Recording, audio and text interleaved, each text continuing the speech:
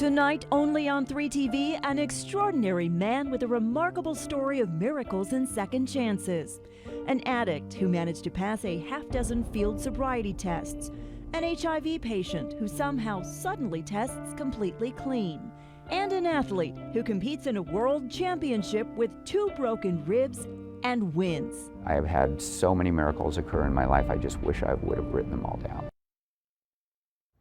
It is almost too hard to believe all that this Valley man has accomplished and overcome. An inspiring story for sure. From Wall Street to the streets, addiction cost him nearly everything. And tonight, Nicole Kreitz shows us what saved him and how he used his second chance to open doors for others. I actually did 6 roadside sobriety tests and passed them all. I was about 24, 25. I just remember one story. It's a long story, and I had just drank enough to get sick. And the police officer said, "Well, what's wrong?" And I said, "I'm never going out on a blind date again." I took her out for this big dinner, and look, she threw it up all over the inside of my truck. Got out of it. Jeff Taylor is a man of a million stories and one remarkable redemption. I'm blessed to be the person that I am today and not the person that I was. From all-state athlete playing college football and golf to skilled academic, Jeff was such a quick success in securities trading, he retired at 29. By all of those things that gauge us as a success, I had it. The beach house. Built a house in Mexico that overlooked the Pacific. The fancy car. Porsche 930 Turbo. They used to call it the Widowmaker.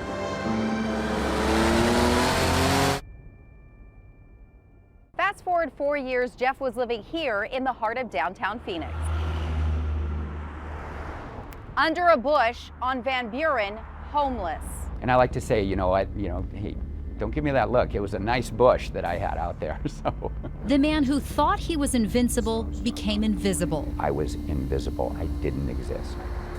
So I had developed a very well-financed and very severe addiction to cocaine. My biggest fear was being found out. Started just on the weekends, and then pretty much every day was a weekend. He was in and out of jail. So as I tell the sheriff today, or I've said at different events that the sheriff is at, is that your jail was so tough that I only went back 6 times.